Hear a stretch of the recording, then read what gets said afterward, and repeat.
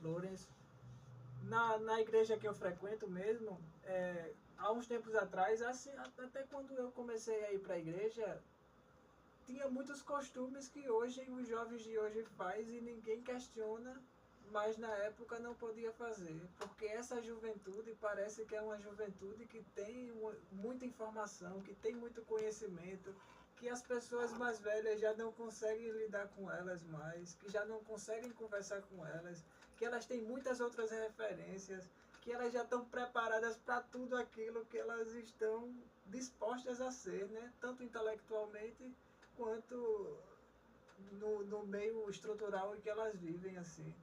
E é muito difícil você chegar para os jovens hoje em dia, assim, esses jovens de hoje, e falar para eles se amoldarem não a doutrina bíblica em si, mas a época em que a igreja está vivendo, né?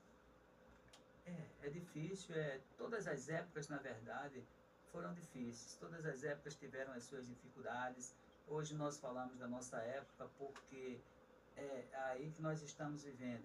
Mas no texto de Tiago, quando ele fala das viúvas, não existia previdência social. Então, uma mulher que era viúva, que não tinha filhos, que estava naquela sociedade, na verdade, ela ia padecer fome e precisava que a igreja cuidasse. A recomendação de Paulo é que a igreja fosse cuidar daquelas que fossem realmente viúva, verdadeiramente viúva, que contasse mais de 60 anos e que se tivesse filho era responsabilidade do filho. Hoje não, hoje a mulher perde o marido, ela tem a previdência social, muitas vezes ela vai receber ali uma ajuda, né, um benefício, uma aposentadoria e começa a tocar as suas coisas, minimiza a sua necessidade, né? Mas todas as épocas foi muito difícil. Toda mudança ela é complicada. Então o jovem chega lá, mas ele traz uma carga do mundo para dentro da igreja.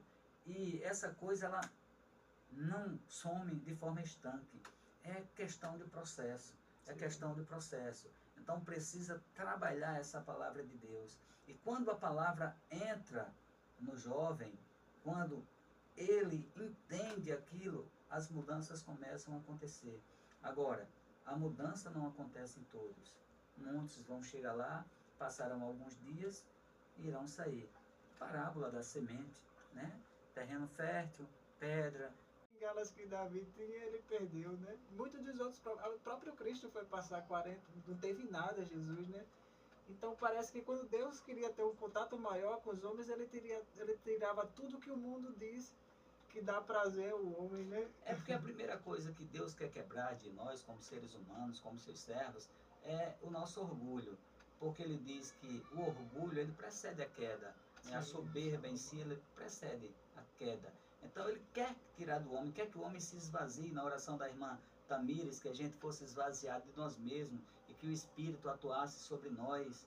Né? Então, por essa questão de entrarmos apenas no campo para falar de Deus, para falar das coisas boas que Deus tem feito em nossas vidas, mas Deus tira essas bengalas que nós nos apoiamos, como diz lá em Jeremias, que maldito o homem que confia no homem, que faz do seu braço mortal, da sua carne, do seu braço mortal, a sua força, né? E aparta o seu coração do Senhor. Lá em João 15:5, Jesus vai dizer: aquele que está em mim, ele vai dizer, eu sou a videira e vós os ramos. Se você está em mim e eu estou em ti, tu darás fruto, porque sem mim nada podeis fazer.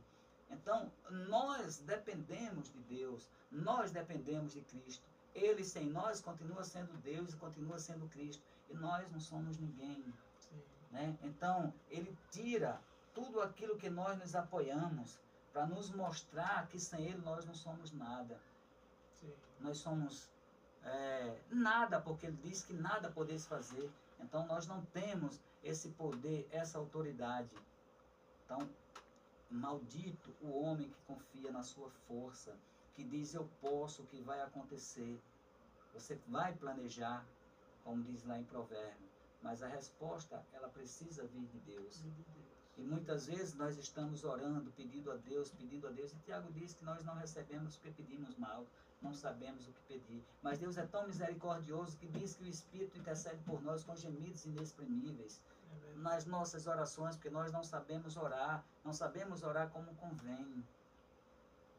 não lembro mais se foi de filosofia, mas ele disse, explicando lá pelo livro, acho que é de Marx e Engels, alguma coisa desse tipo, ele disse que necessidade gera necessidade, no livro Capital. Então, quando ele falava que alguém ganha 1 milhão e você chega na casa dessas pessoas, tudo é de ponta. Você diz, oh, hoje tem até uma tal de Alexa, né, que faça isso e ela faz, tal, nessa questão da modernidade, e ele estava dizendo, olha, necessidade gera necessidade. Então, se você ganha mais e você tem um Fusquinha, agora você não quer mais esse Fusquinha, você vai querer uma Ferrari.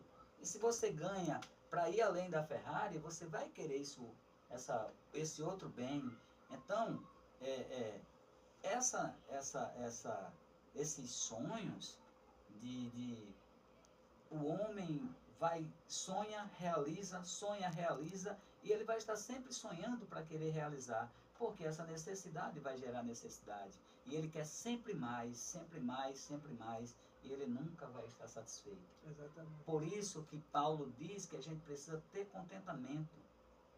Eu li uma mensagem, uma postagem hoje à tarde, feita pelo pastor Salomão, eu já vi em outros momentos, ele colocou em espanhol e também colocou na língua portuguesa, e ele diz que quando as igrejas, os homens, as pessoas que existem dentro das igrejas, os cristãos, estiverem brigando por bacias e toalhas, aí sim o cristianismo precisa ser louvado, porque eles entenderam os lava-pés, aquilo que Cristo fez. Exatamente. Mas existe, na verdade, muitos que estão querendo lá ser cabeça, ser o primeiro, e o primeiro como o mundo é, no aspecto de ser servido. E Jesus disse que quem quer ser o primeiro, seja aquele que sirva.